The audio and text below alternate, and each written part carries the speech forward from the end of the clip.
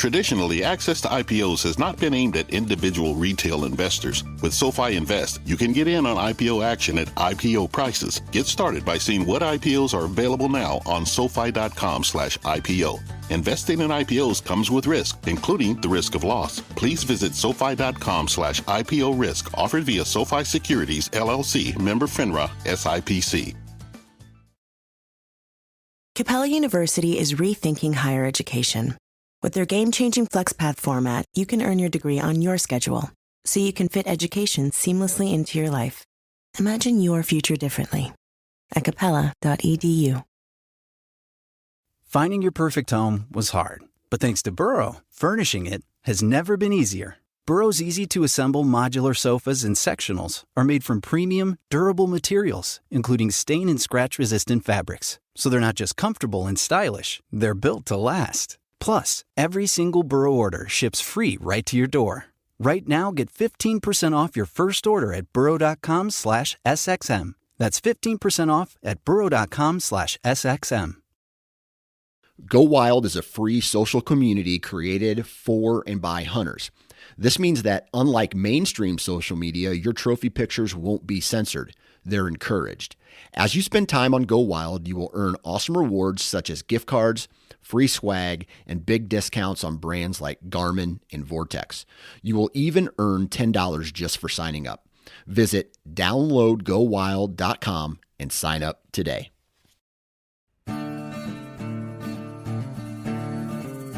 The Houndsman XP Podcast Network is taking you on the journey. Your host, Master Trainer Heath Hyatt, will combine his decades of experience as a houndsman and as a professional trainer that will light the path forward and make our packs lighter on this lifelong journey to become better hunters and houndsmen. There are no shortcuts, so lace up those boots and grab a dog leash. The journey begins now.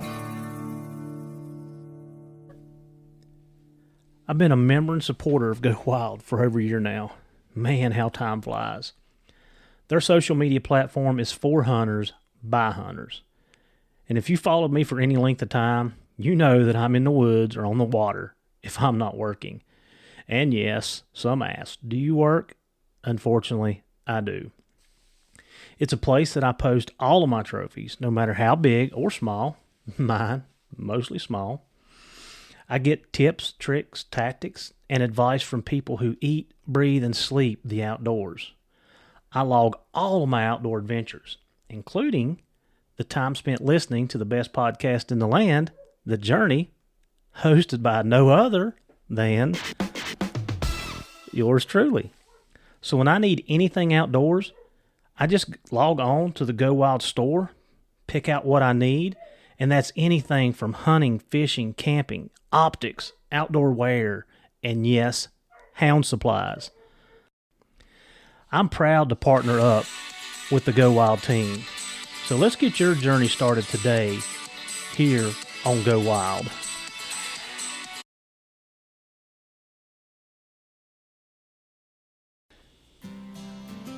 Guys, this is a topic that it never seems to be an ending topic. I travel to meetings throughout the year. I go to different organizations. I try to learn as much as I can about what I'm passionate about, which is bear hunting. And I'm a member of several different organizations, and there's a different perspective out there. So we are going to try to educate ourselves, and especially you guys in Virginia. This is a podcast that you want to listen to.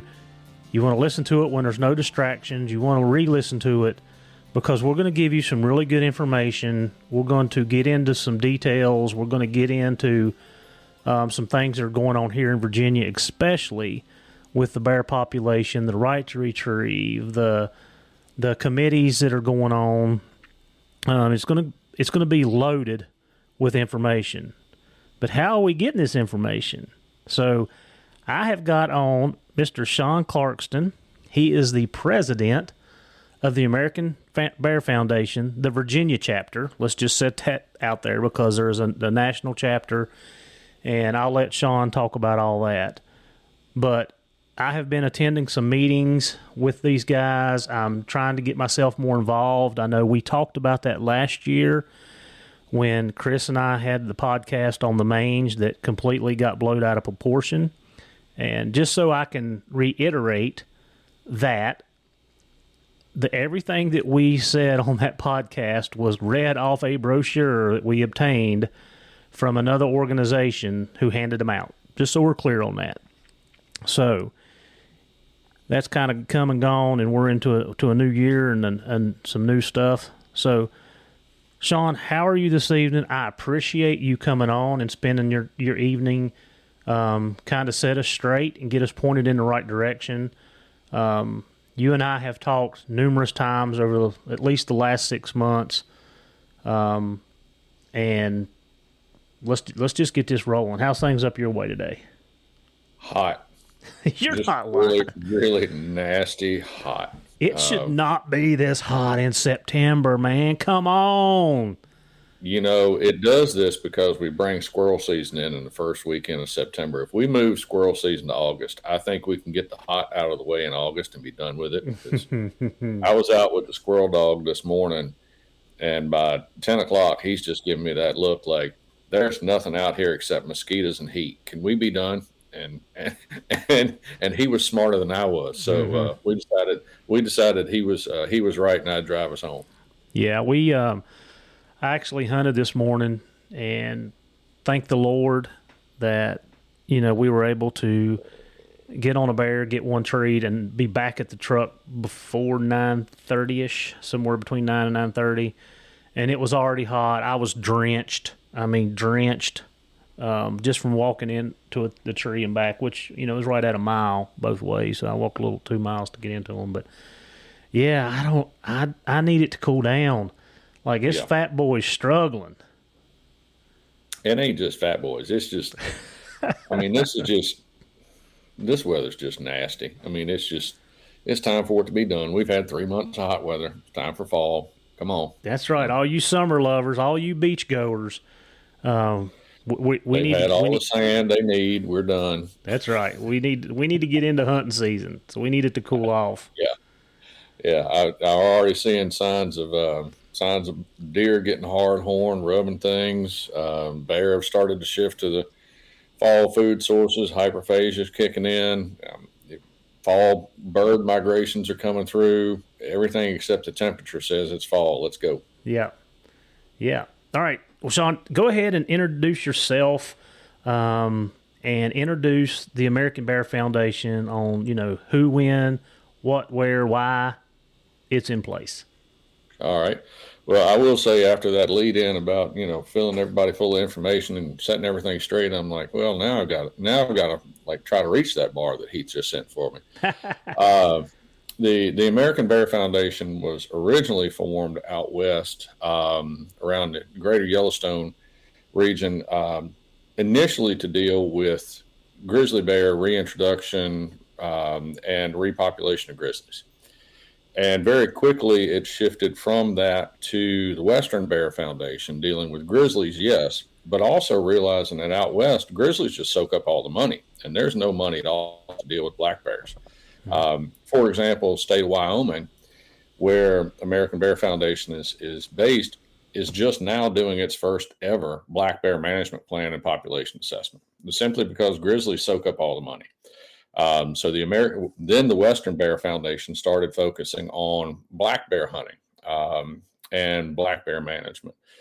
From there, several of us that are based here in Virginia started having conversations with Joe Condellis, who's head of Western Bear Foundation, about what was going on here in the East. And after about a year, 18 months of conversations, it was clear that we had the same objectives in mind, which was to improve black bear conservation, black bear management, to represent all bear hunters, and that we were dealing with some of the same things here in the East that they were dealing with in the West.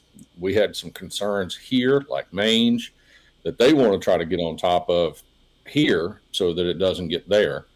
And so Joe and the national board shifted the name from the Western Bear Foundation to American Bear Foundation. and Virginia became the first chapter outside of the Greater Yellowstone. What we do from a national perspective and what we do here in Virginia is that we represent all bear hunters. It doesn't matter whether you run dogs, whether you bow hunt, use a muzzleloader, rifle. I mean, if they came out with a rock season and somebody wanted to try to chase one with a rock, we represent them too. Because our idea is that if we get all bear hunters working together, we can actually achieve more than being fractured and splintered between, well, you run dogs and I only bow hunt, or, you know, this person bow hunts, but they don't hunt with a rifle, or they don't use hounds. All that's done is really just divide us amongst ourselves to where we spend too much of our own energy fighting on about who is or who isn't a bear hunter, and not enough time focused on, okay, what's the bear population like? What's the bear management plan look like? What's the problems facing bear hunters? And so as a combined group that represents all bear hunters, we think we can better represent bear hunting and bear management. We have the ability to lean on the American Bear Foundation Science Advisory Council, which is made up of a number of the top bear managers and bear scientists across the country. So when we do something like submit written comments on the Virginia Draft Black Bear Management Plan, that's not just something that comes out of my head or somebody else's head on a chapter board. We're bouncing that off of the top bear scientists and bear managers across the country and getting their take from a scientific and professional standpoint about where the problems might be, or where, and not necessarily problems, but where Virginia might be able to improve the management for all bear hunting. Yeah. So is Virginia the only external chapter? I guess that's what you would call it. Like, how many state chapters are there? The core of the core of the American Bear Foundation is still centered around the Greater Yellowstone area, with Wyoming, Idaho, Montana having a lot of members there. Virginia is one of the larger populations of members, and we're growing very rapidly. We recently added Washington State, which, if anybody's paying attention to bear hunting, Washington State is a hotbed for what's going to happen across the country with bear hunting. Washington State and California, another hotbed. So I would say we're bi-coastal at this point. We're looking at and having conversations with folks in a couple of other eastern states, but Virginia right now is the only eastern chapter.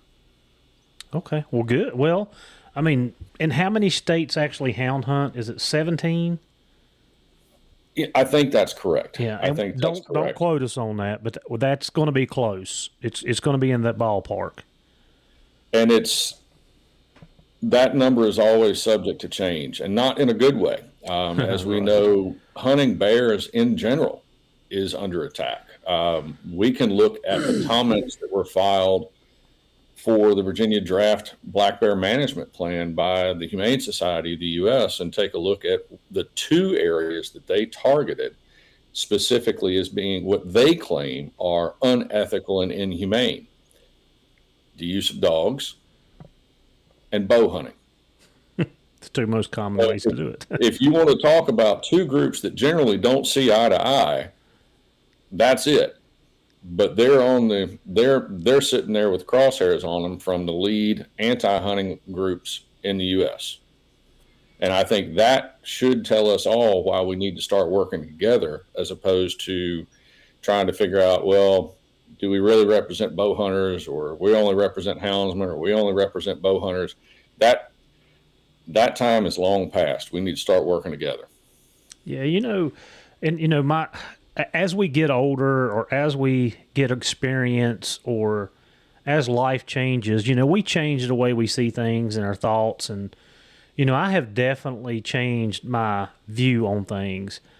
And I feel like I have no interest in killing a bear any other way than with a dog. Although I don't really care to kill a bear with a dog anyway. But, if a bow hunter puts his time in, and I mean, archery was one of the things that I really loved before I got into hounds. I owned a bow shop. That was something that, I love to stalk and hunt with a bow. I have never ever, to this day, knock on wood, have killed a deer out of a tree stand. Ever. Never, ever. Impressive. It's Very always been impressive. from the ground. But, you have to respect the bow hunters that, put the time in, that are doing the work, and if they get to kill a nice, mature bear, like, kudos to them. That's how I feel about it. Now, I don't know that I would have said that 10, 15 years ago, but I definitely respect that now, for sure.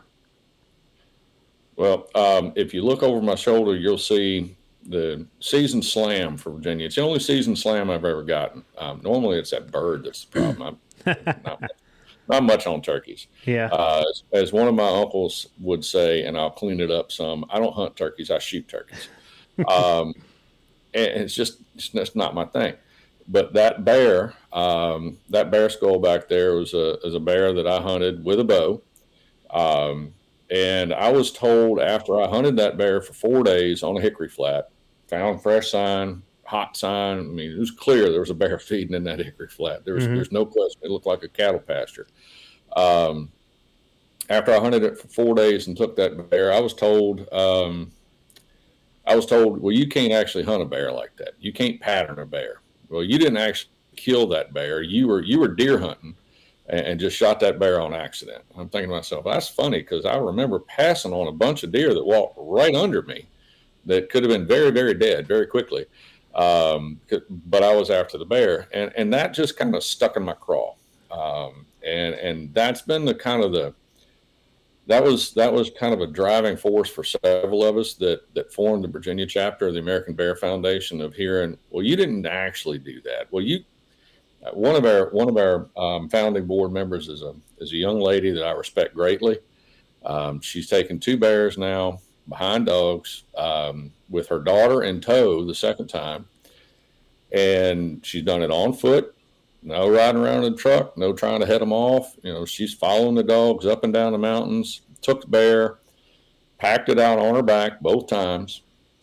But because the gentleman that she went with actually guides hunters, although she was a member of the same church, let's put it that way, so there wasn't exactly any money exchanged. She was told, well, you might as well have just gone to Walmart and bought that bear. You didn't actually hunt it. And so those types of things aren't doing us any good. And as far as bear hunters go, we need to do all we can to build our ranks, to bring other people in. And if you're a houndsman, if you run dogs and chase bears, the best thing you can do, from our opinion, is find that bow hunter, or find that quote unquote stump hunter that's never done it, and said, hey, come with me, let's go. I want to show you what this is like. Or if you're a houndsman that's never bow hunted for one, try to figure out what it's like to pattern one, and try to figure out to read the sign and get on it.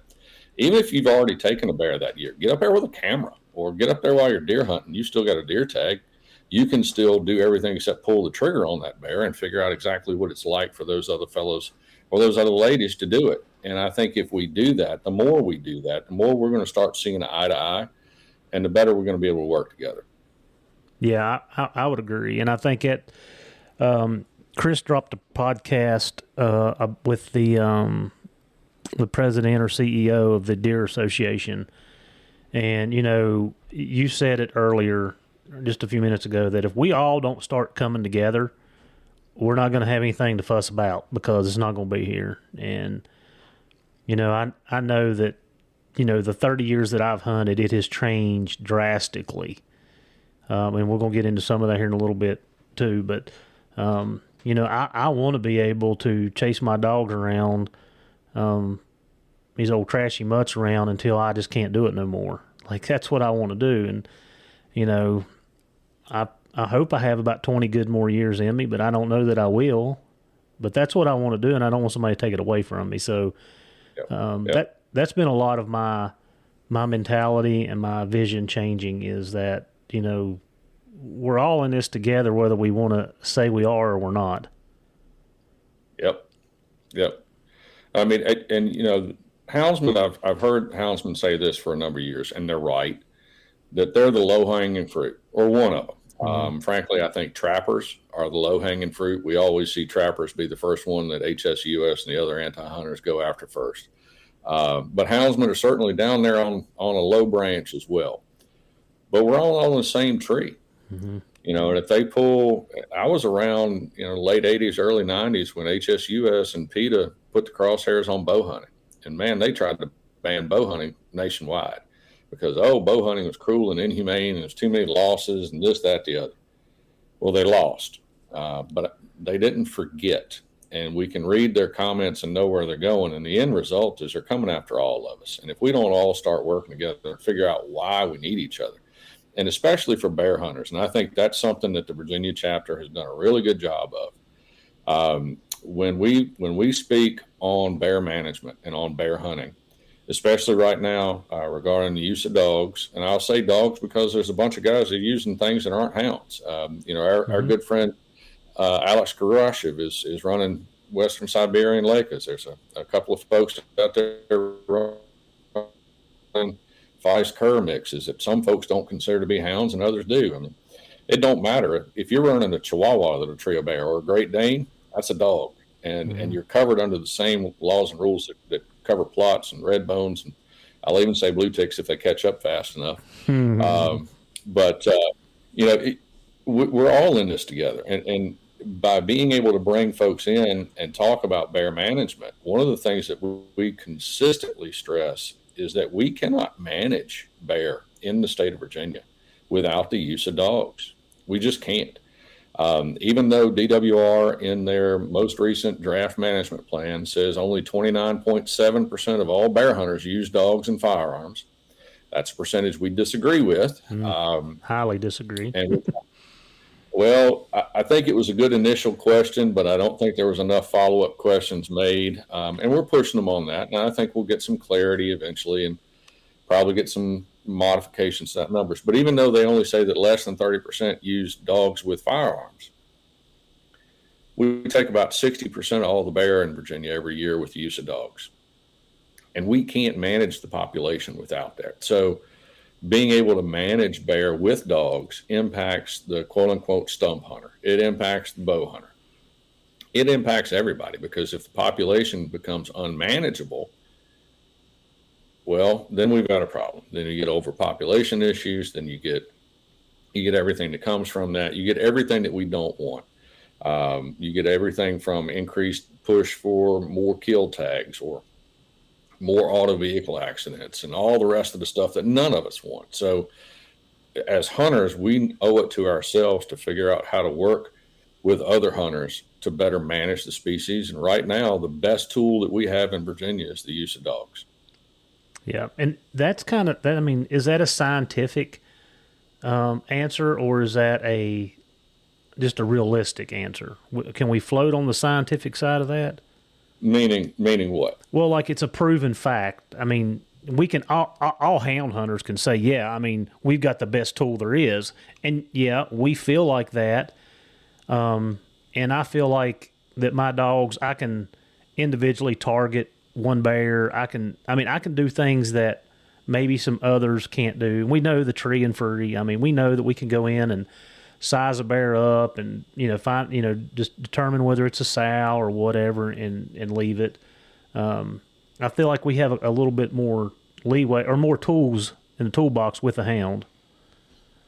Absolutely. Absolutely. I mean, that's undeniable that the use of dogs to hunt bear is, if not the most selective, one of the two most selective means, and the only other one being bait. And Virginia is a non-bait state. Mm-hmm. And it has been made extremely clear by DWR that bait is disfavored based upon disease management issues. Now with mange on the landscape here in Virginia the way that it is, baiting for deer, baiting for other things, the surveys that they've run, bait seems to be highly disfavored as terms of public opinion. So that leaves us with dogs. And I think that's a great thing because it is an extremely selective method. That selectivity is something that you bring up. Yes, we can look at a bear and say, hey, that bear is a sow or that bear is a boar. Okay, next question is, how old is it? If it's an old gray muzzled, tattered eared, old, you look at her and go, that great grandma is dry. Mm-hmm. Okay, she's done all she can do. it's not going to hurt the population to take her. Or you look at it and go, that big 450, 500, well, you ain't going to get one of those boys up a tree normally. But if you get one of the big boys up a tree, you can look at him and go, okay, that's about as big as they get in this area. He's at the peak.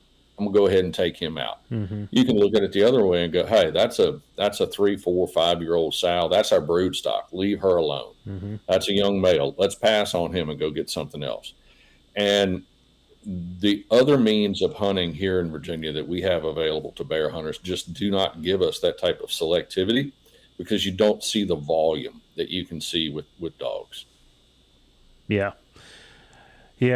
And man, we could go down a rabbit hole here talking about, that and everything else. But before, let's talk about some committees before we jump down there, because when we get into the bear population, I think that's where we can talk about some more selectivity, that we as hunters on all realms can be more selective. And then we got to talk about the different areas with the different populations and all that. So let's talk about the HOC committee.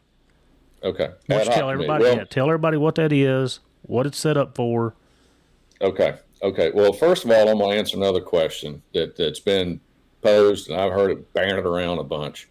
It's a couple of questions, actually. One, why am I the president of the Virginia chapter? Well, the rest of the board members voted to have me as the president of the chapter. That's one, but that's the easy cop-out reason. The biggest reason is, on a professional basis, what I do is nonprofit management development. This is what I have been doing for well over a decade. I have about 2 decades worth of experience in and around it. I know how nonprofits run, how they work, what the management of them looks like, how to run committees, how to engage on the public committee side of things, the PR side, the funding side. This is just what I do. And my role as chapter president is to remain as neutral as possible among the conversations throughout our board. And our board contains, multi-generational houndsmen like George Lambert, Jared Hubbard, Nick Shute, a hunter education instructor who is a multi-generational houndsman and a close friend of mine, someone that I actually call a mentor, Jason Miller. Bow hunters. Jason's now a devoted traditional bow hunter. Wayne Dixon, public land advocates like Eric Lehman, new hunters like Keita Fetters and Dana Lofquist. This is the entire spectrum of hunters in Virginia, and my job is to stay neutral and let them debate things and question things from their personal perspective, and to try to make sure that we all come to not consensus, but 100% agreement. We have not done a single thing as a chapter that the entire board has not agreed to, which I think is a great thing because it's very rare. The next question is, where does the Virginia chapter stand on hunting with dogs and RTR? Well, I think we pretty well touched on where we stand with hunting with dogs. As far as RTR, the Virginia chapter absolutely 100% supports the right to retrieve as vital to being able to continue the tradition and the effective management of hunting bear with dogs in Virginia. And I'm saying specifically about hunting bear because we're a bear hunting organization. We don't talk about rabbit hunting or duck hunting or anything else that uses dogs. We just talk about bear. It's not plus or minus on anybody else, but we cannot continue to manage bear with the use of dogs, and we cannot continue our tradition to do it without RTR. So we 100% support that. Yeah.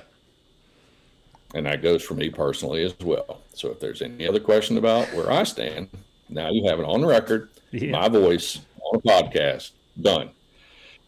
So ad hoc committee. In the January meeting at the Department of Wildlife Resources Board meeting, the January board meeting, let me put it that way. I stumbled over that, but that's all right because it's late.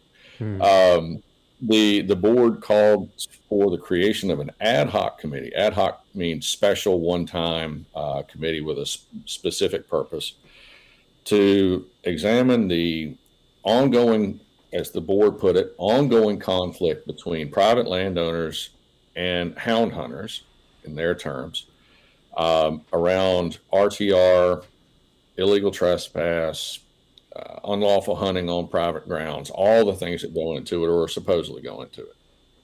So as that committee has gone on, one aspect of it was that DWR staff and internal advisory committees were formed, that they analyzed whatever data they looked at.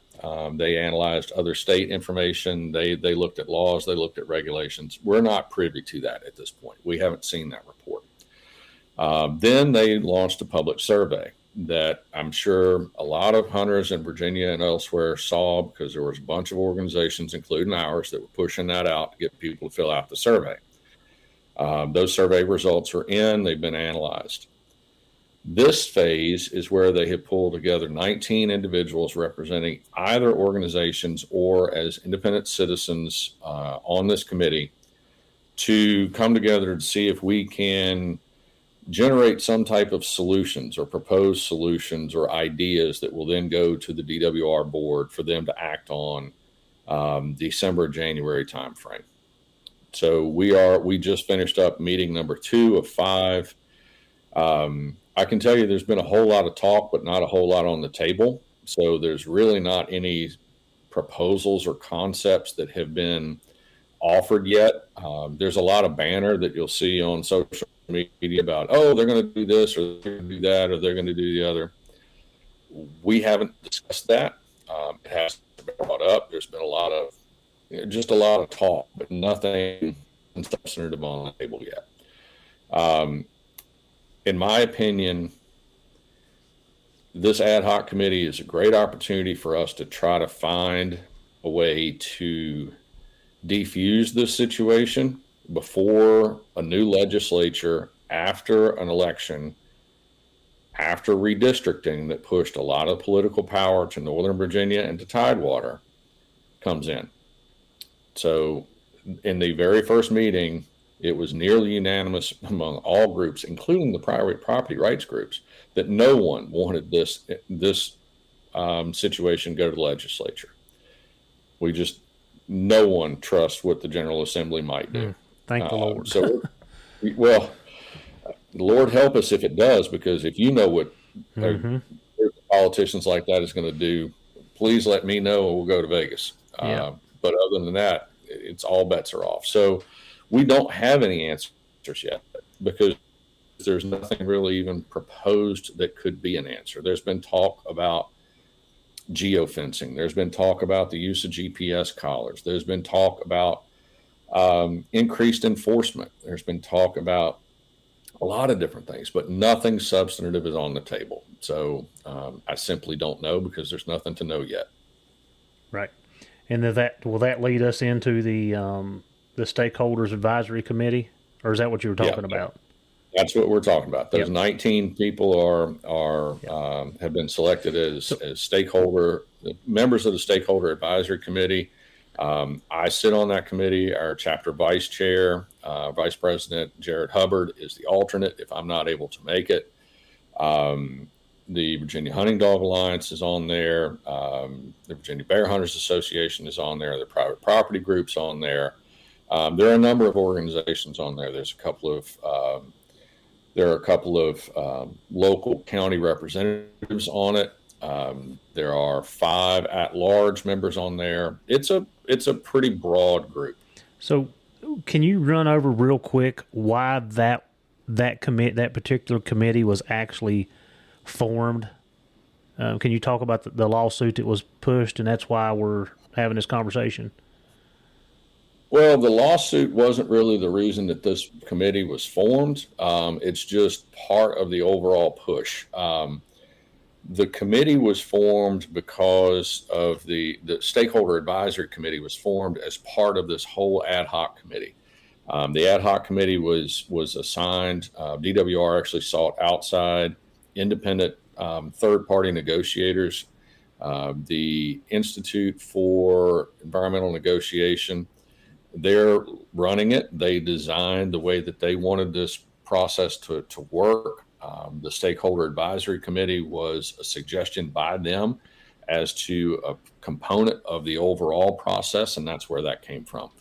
The lawsuit that you're talking about was the Medeiros versus Department of Wildlife Resources case, where there were a number of private landowners that sued DWR, claiming that the right to retrieve was a violation of a Supreme Court case called Cedar Point versus Hassad or Hasid out of California.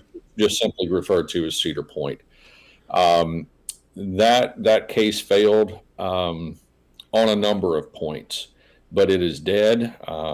It was turned down by the Court of Appeals, and at this point, it's gone.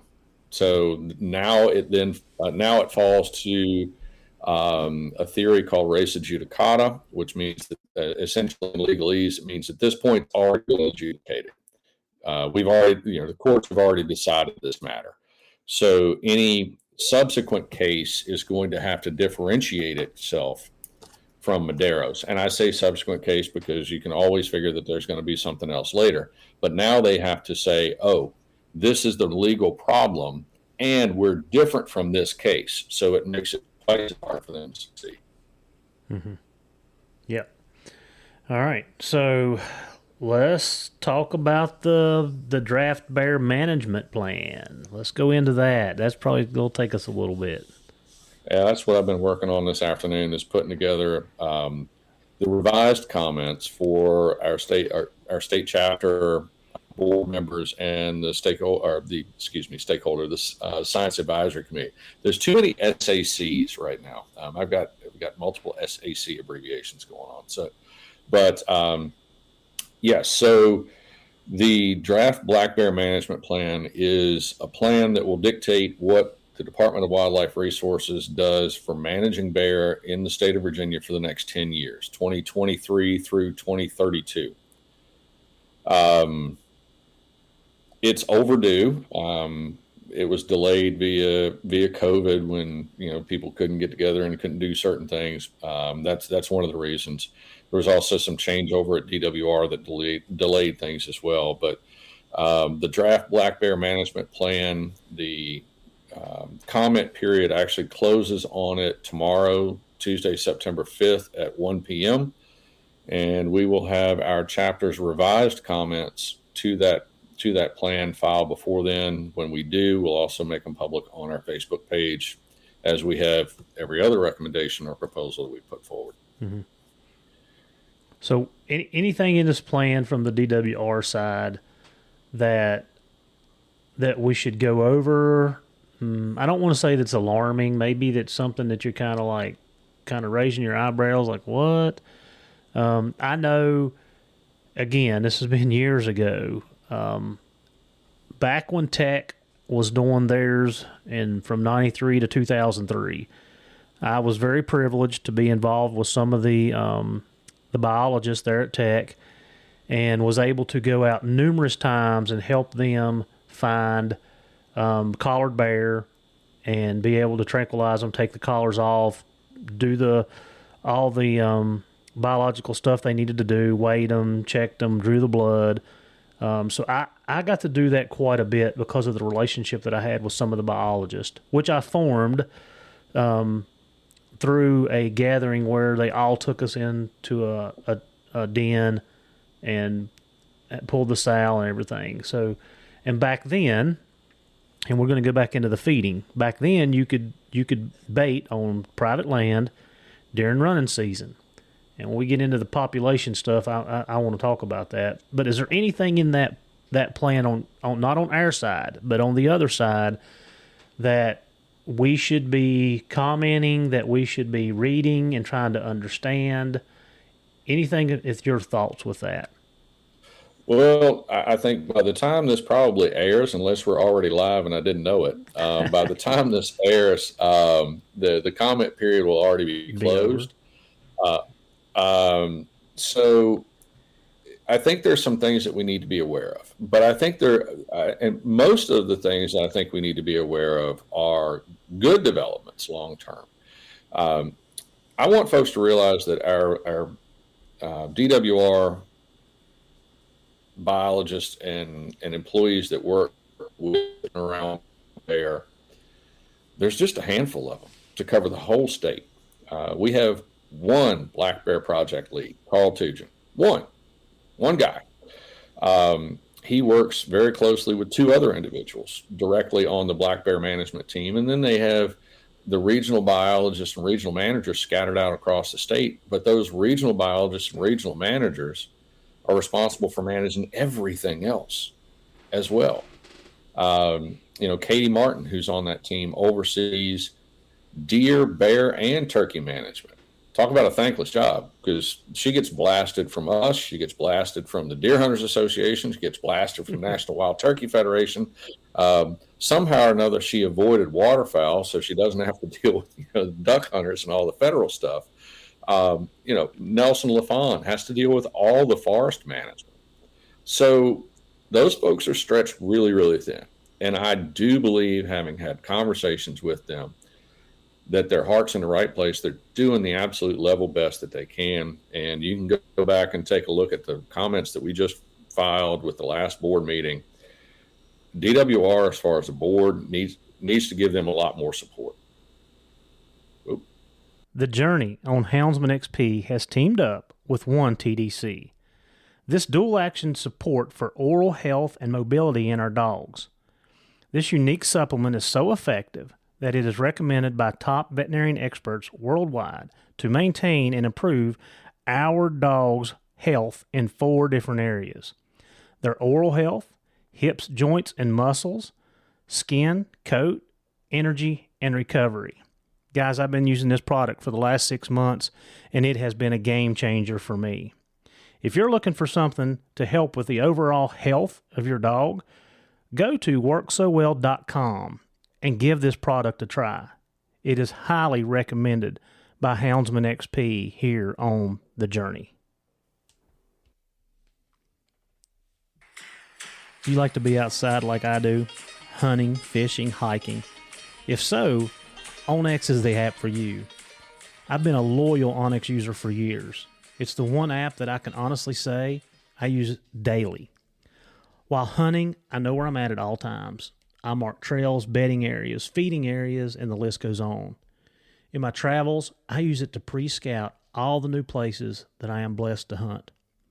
Last year while hiking Yellowstone, I used onX to map out the trails and know the difficulty of each one. And here's a secret. I mark all of my favorite fishing spots on onX.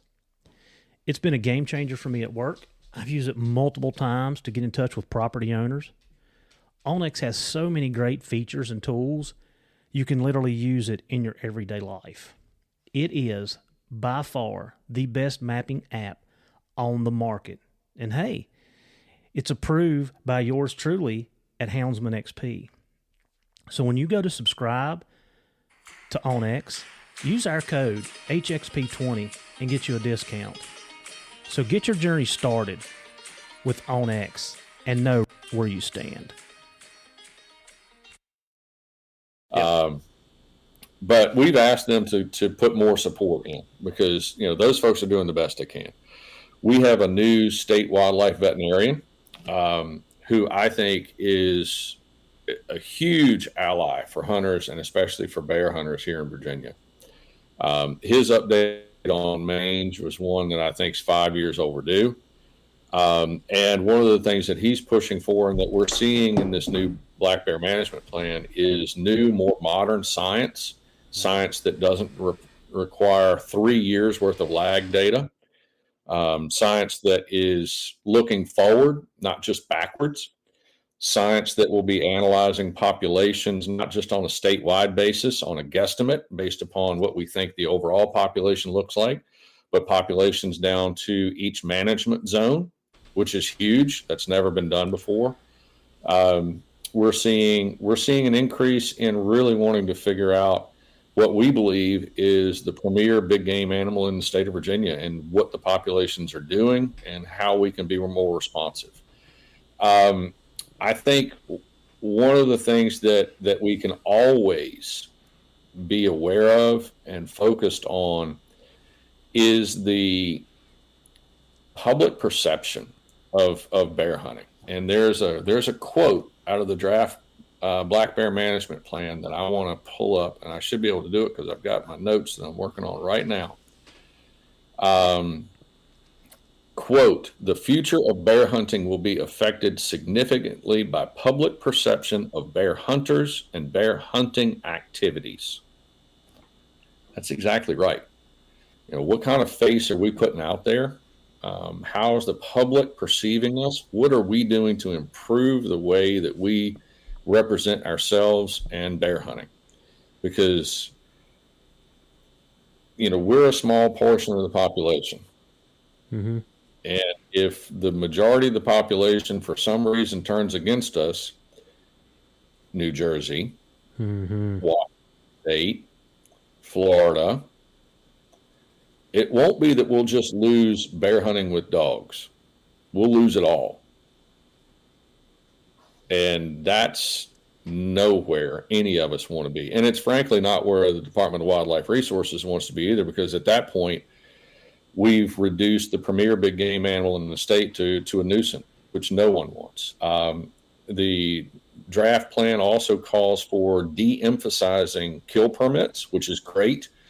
We're even hearing that the Farm Bureau it wants to try to step away from kill permits and find other ways to reduce bear damage on crops. That's great. We're all for that. And in fact, our chapter helped sponsor the first ever study on the use of dogs to mitigate crop damage last year. It had never been done before. So we're totally committed to trying to make that happen. So I think the plan is a good one. I don't think that there's anything in there that is overly negative to bear hunters, but there are always things in there we need to take a close look at and pay attention to.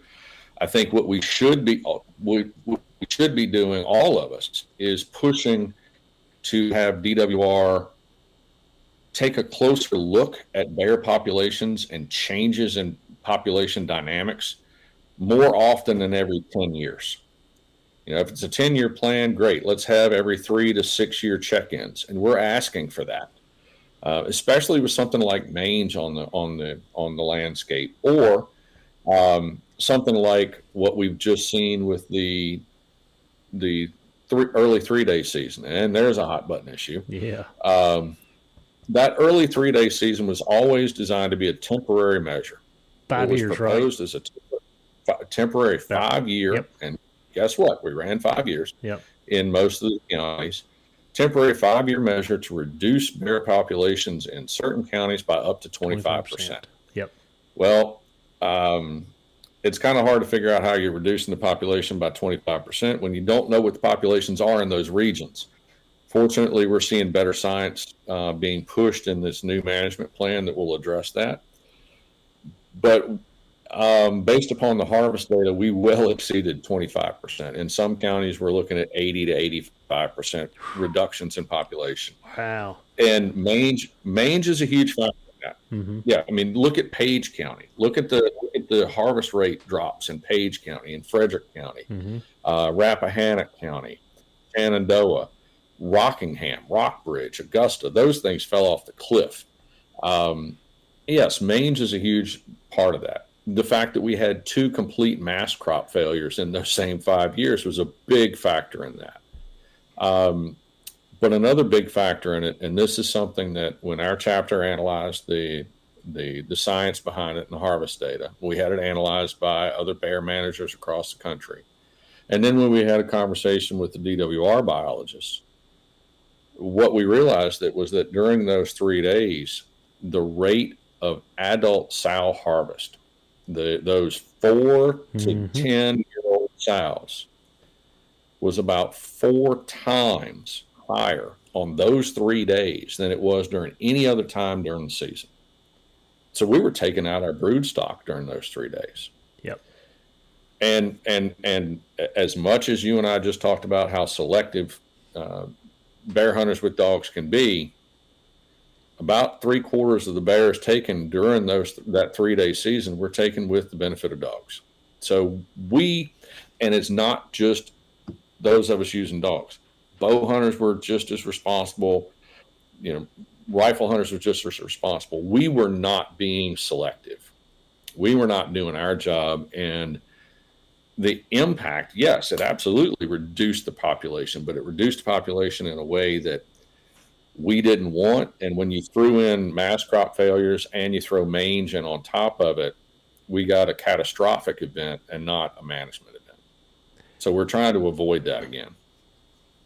Yeah, and that was one of the topics that I wanted to talk about, is with the 3-day season. And I know we've brought it down to 26 counties, which is all south of Roanoke. And I think the hunters in this area, and I can't speak for everyone because I've talked to several, but I'm sure there's people that I haven't talked to. I feel like as a hound hunter, we would be as happy just being able to hunt that week. We don't have to take anything, which you and I have talked about that too. But back to what I was going to say is it is our responsibility, and we have to have ownership, because the hound hunters as a whole are more responsible for that action than the bow hunters ever could be. Because there's more of us.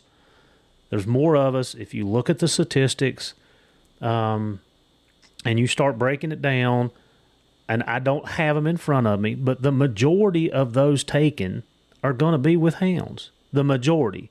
And when I say that, I'm going to say it's probably going to be 80% or more of those sows. And, that's been a topic within our group this year. We got a little gung-ho last year and probably took three bear that we shouldn't have took. And when I say that, they were legal, they were whatever, but we didn't need to kill them. Should have left them setting and walked on. And that's our responsibility. That's our ownership. And this year, we are going to do our best to not take a sow, period. We have talked about our logistics of upping the weight. You know how I feel about that. We're looking for those mature boars. That's what we want. And I have to put a caveat on this, because there's a huge thing here that goes into play. Is we don't have a problem with overpopulation on national forest, and anybody that runs knows that there is not an overpopulation on national forest. Every bear that we've caught this year during training season has been in that 100 or under ratio, other than two select bear. Everything else has been 100 or under. So that kind of says what we're talking about. Those bear are not even mature yet, whether it's a boar or sow. It's not mature yet. And I wished collectively as hound hunters that we would be even more picky in those areas than we are. Which that brings the whole other ball game up, Sean, of private property, farmers having like 3 and 4 and 5 bear coming in and destroying their crops. I mean, you and I have talked, and we'll just throw Floyd out there. I mean, Floyd is flipping, running. Oh, they're like rabbits. Like rabbits. You can't pursue hounds on the south side of 81, and it's a safe haven for them. Well, I will tell you that part of that statement you just brought up is something we're working on. Yep, I'm aware. As you and I well know. Yeah, but you're talking about the difference in population statewide, and yes, anybody that hunts, that has any sense at all, knows that our national forest management is pathetic. It's abysmal. It's just it's 50 years worth of Sierra Club, Defenders of Wildlife, Wilderness Society insanity. that keeps us from being able to manage the national forest. And that is a far bigger problem than you and I can ever try to figure out how to solve. But we have distinct population zones throughout the state. The national forest is one area. Then when you get into private property areas, those safe haven zones like Floyd County, some of the central Virginia counties like Appomattox and Buckingham are just run over with them. I was recently scouting in not those counties. I won't give away my spots. But I was recently scouting in some areas down in that region, and you go around a cornfield that's just starting to come into milk, and you're already seeing 1,500, 2,000 square foot areas just absolutely mashed down. And the bear's not even in there feeding yet. They're just investigating whether or not that's the area they want to hole up in. You're looking at those things and looking at those areas. And then you get some areas like the larger urban and suburban areas. There's some huge urban and suburban zones in and around cities like Roanoke and Salem that are small tract private property with fairly decent sized wooded areas inside of them, that we have bears that pretty much live their entire life inside of those areas and never get hunted. Why? Because bears are smart.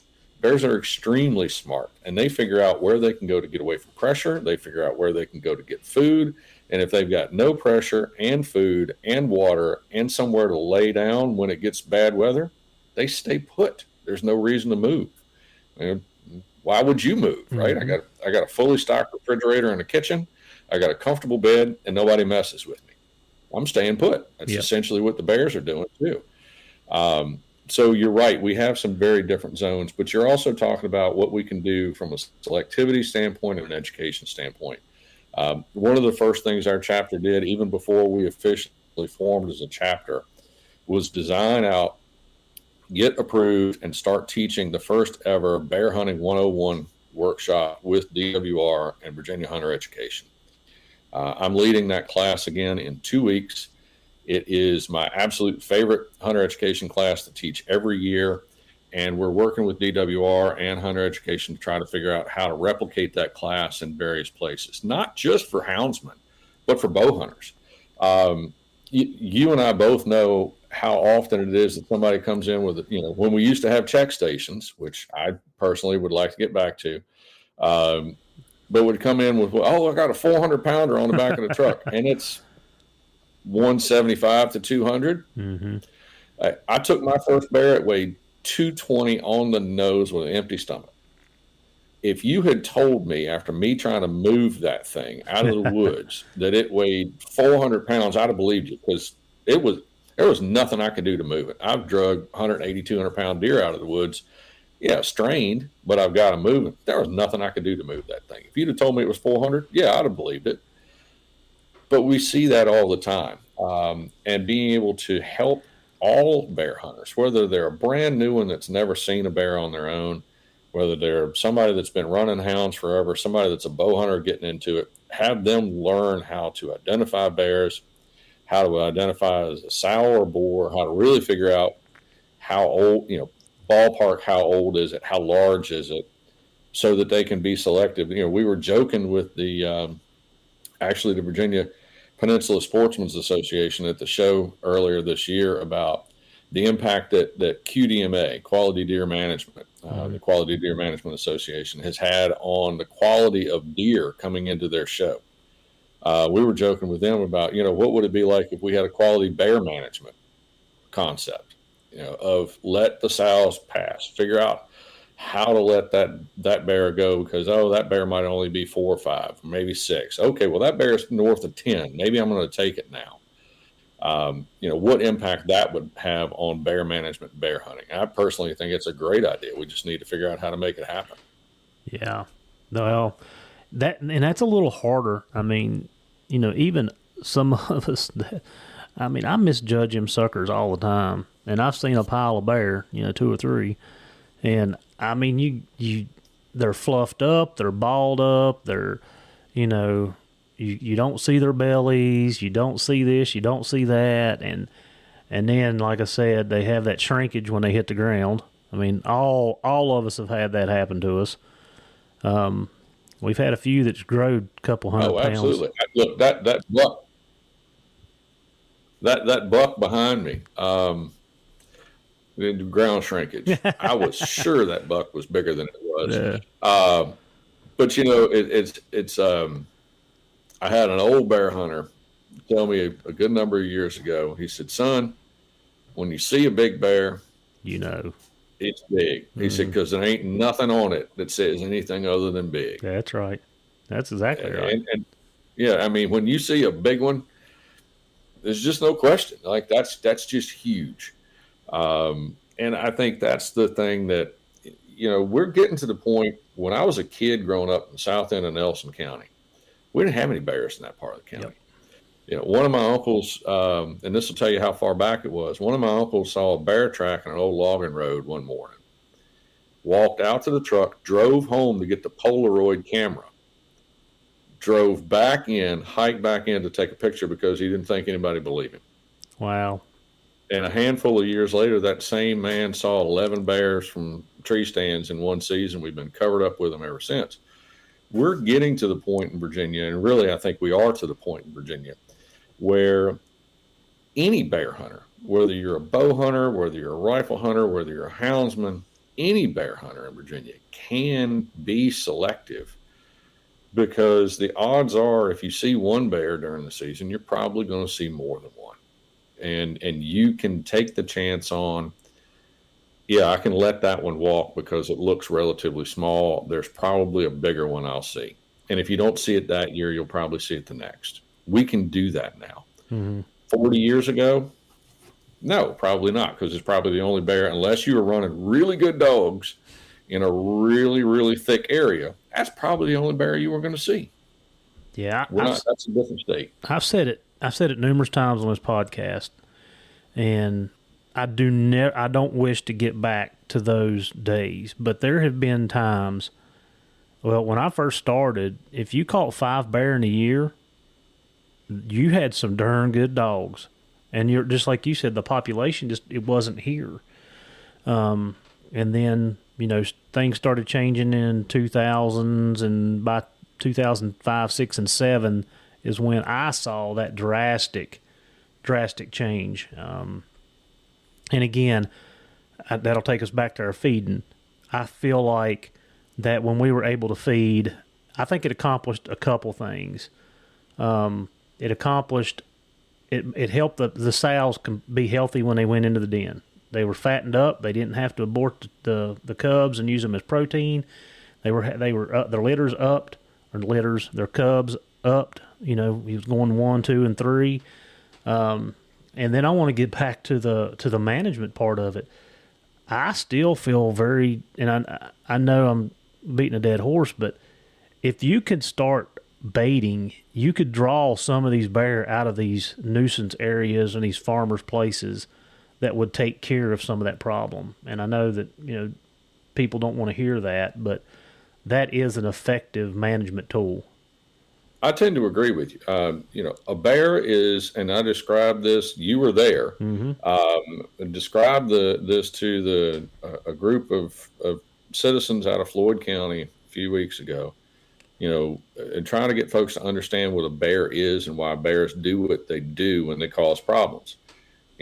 If you think about it this way, other than about 6 weeks in the middle of the summer when they're thinking about breeding, a bear is a stomach with the best nose in nature attached to it, and the body is just there to move the nose around to feed the stomach. That's all it is. Just a vehicle. Get him there. Yeah, and so I tend to agree with you. A bear is going to go from highest value food source to highest value food source year round. And if that highest value food source happens to be an orchard, or happens to be beehives, or happens to be a cornfield, that's where they're going to be. If it happens to be a dumpster, that's where they're going to be. But if you can give them alternatives, and trust me, I would much rather have us be able to actually manage the national forest and have the forest produce food, but it doesn't. But if you can provide food for them in an area outside of where they're causing problems, they'll go to the food every time. Yeah, no, agreed. Look, let's touch on the mange real quick. We don't have to go into. I know that the northern counties, especially the Shenandoah, everybody that bear hunts in Virginia knows this. It's common knowledge that was the hotbed, and it's kind of spider webbed out. And if I'm not mistaken, I heard somebody say that it was down. They'd seen cases in Bedford. Yeah. We're getting reports of cases down Bedford. We're getting reports of cases in Campbell, Bath, Botetourt, down that area. Nelson County, unfortunately, my home county, seems to be a hotbed of it, just a hot spot right now. Mm-hmm. It's still prevalent to some degree in those northern counties. They haven't shaken it yet, so that population is going to have an even harder time of trying to rebound. Fortunately, it does not seem to have jumped the James River into Appomattox and Buckingham yet. Appomattox and Buckingham are thick with bears. Charlotte, Cumberland, those areas are fairly thick. Mm-hmm. Mecklenburg, Pennsylvania, good bear counties down there.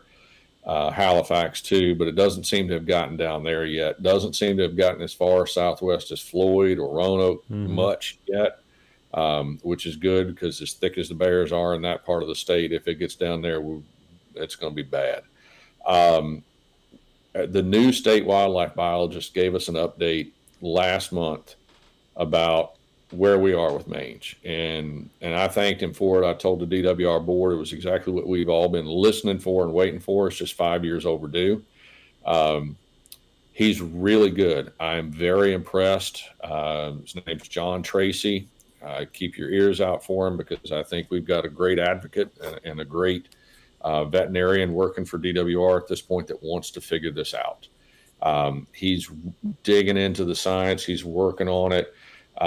They just finished a study in the University of Georgia with the USDA's Southeastern Cooperative Wildlife Disease Study. SQUIDIS is what they call it for an acronym. Mm-hmm. And this is going to be kind of weird science, but they've done a full DNA sequencing of the mitochondrial DNA. It's a little part of a cell, for the mange mite, and the mange mites causing sarcoptic mange here in Virginia seem to be genetically different from the mange mites in Pennsylvania.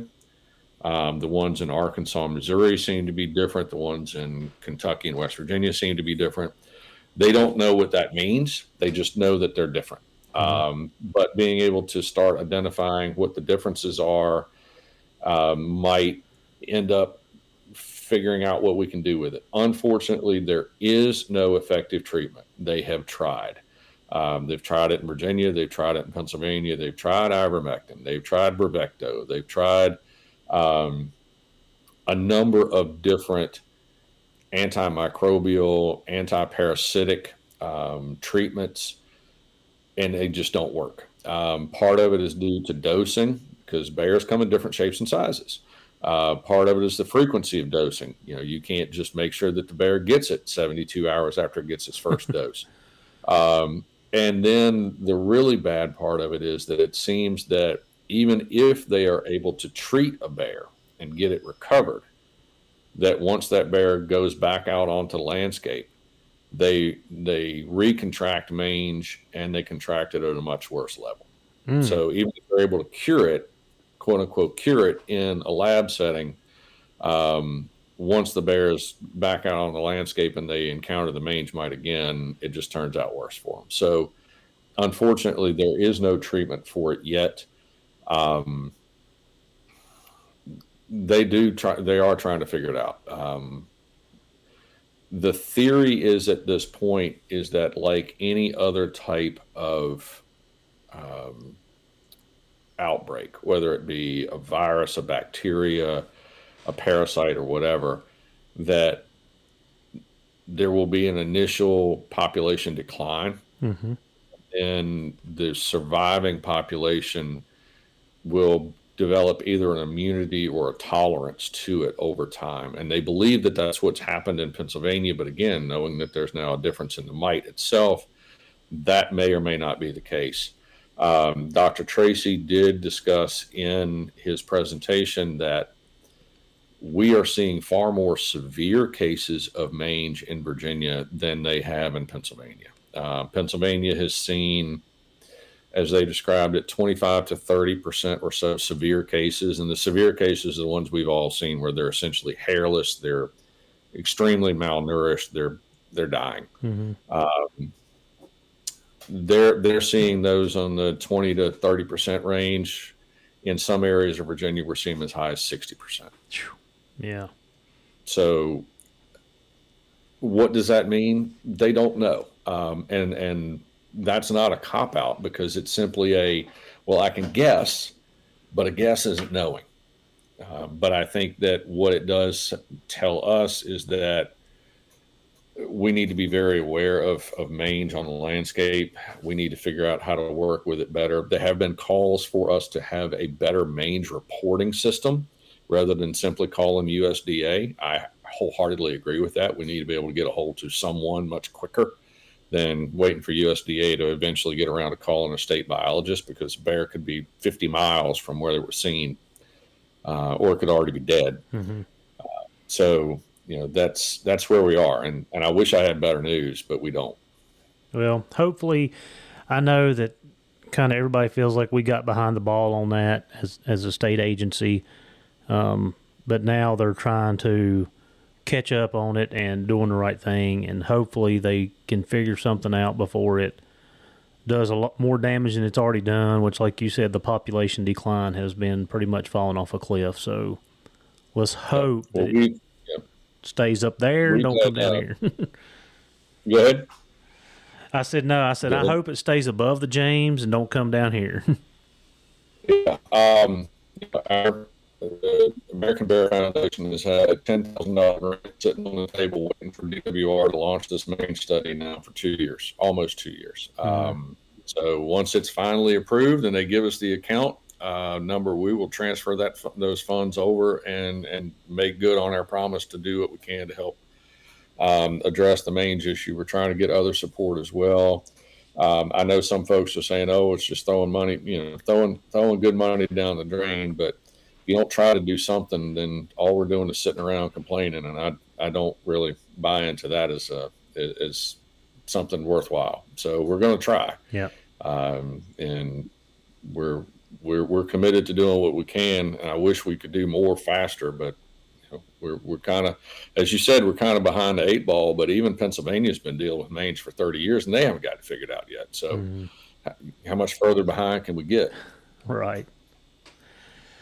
So before we wrap this up, I mean, is there anything else that one thing I want? You asked about population. Yes. You asked about population. I want to address that, because this is actually going to get me in trouble.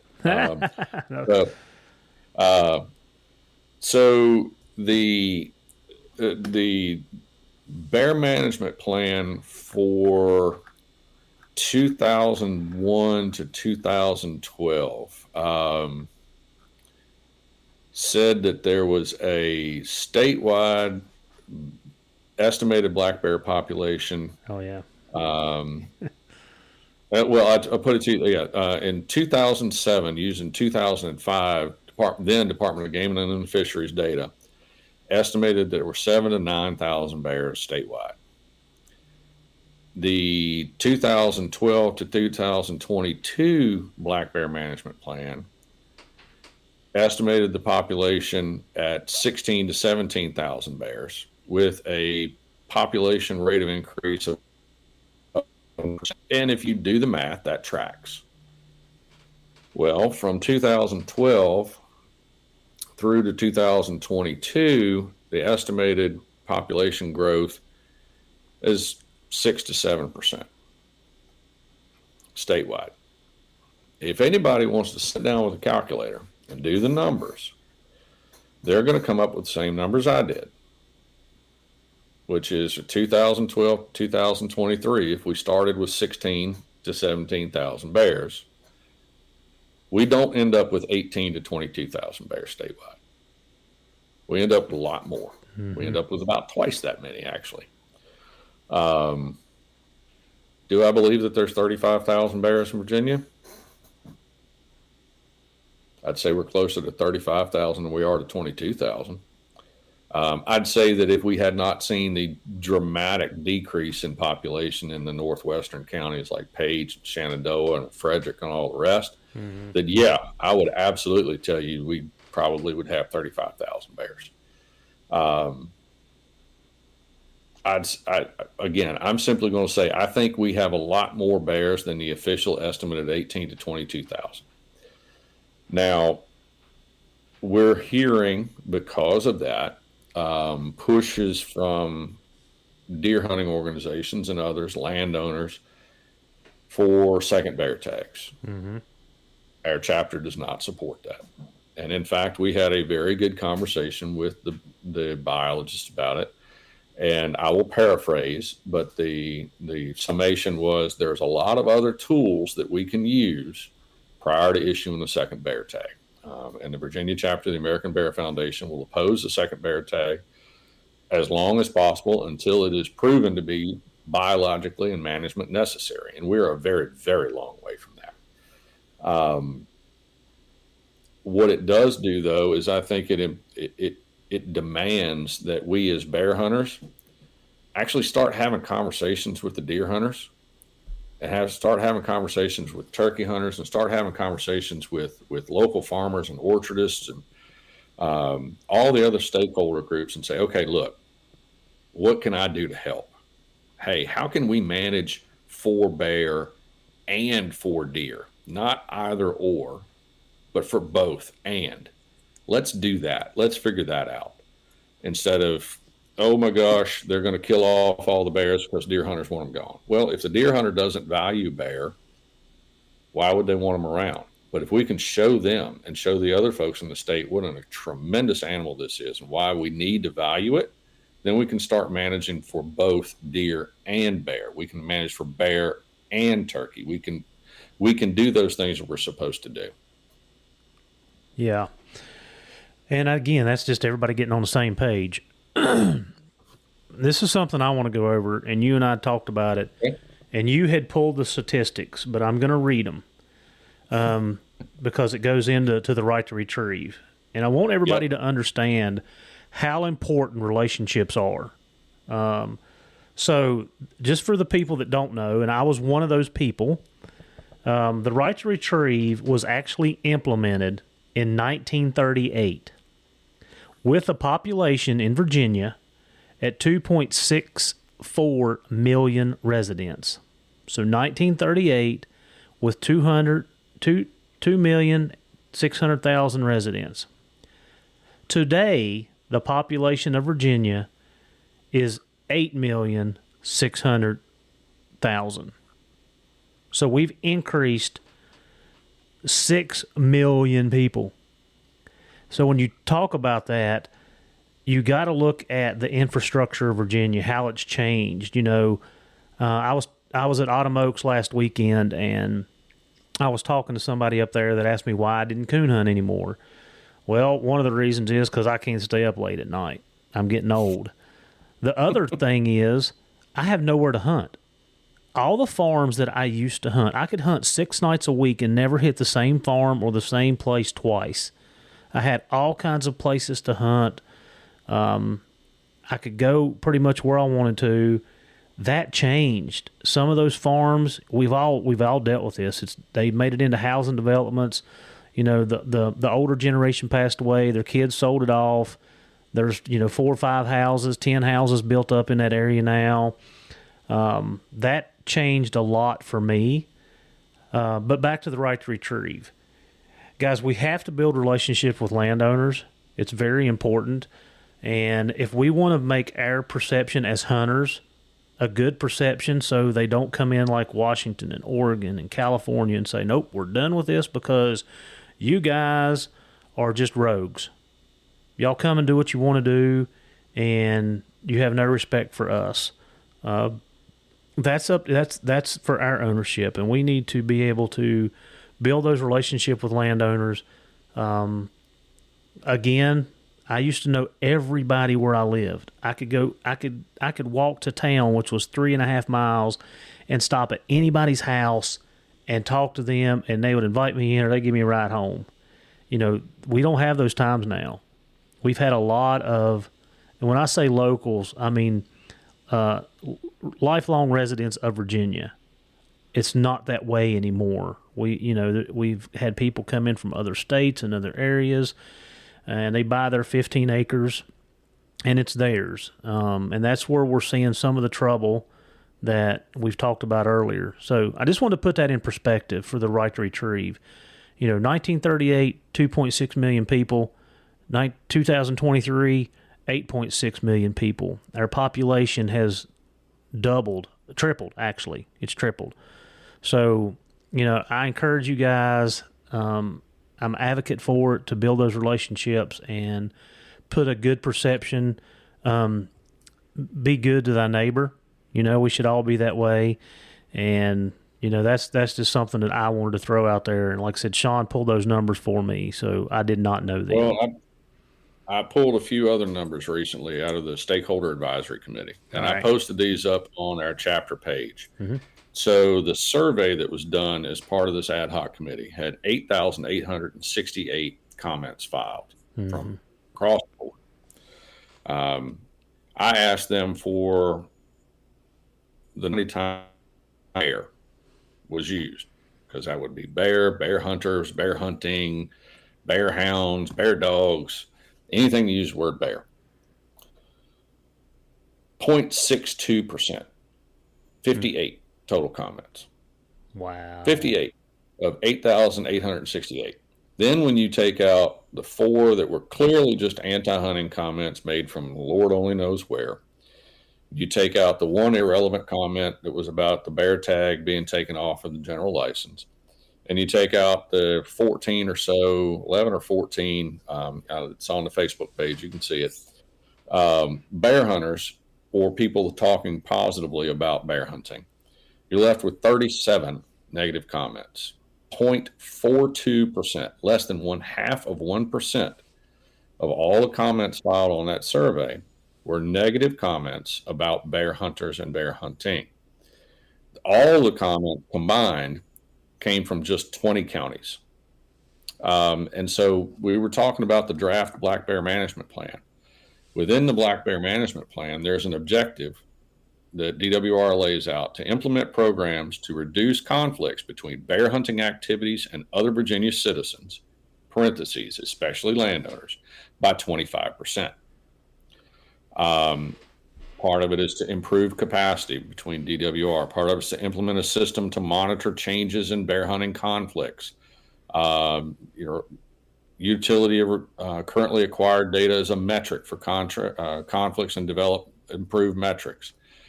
The objective right before that, Objective 7, is to identify, describe, and document bear hunting activities that result in conflicts with landowners and other citizens. Part of that is to, quote, identify potential solutions to areas of highest conflict.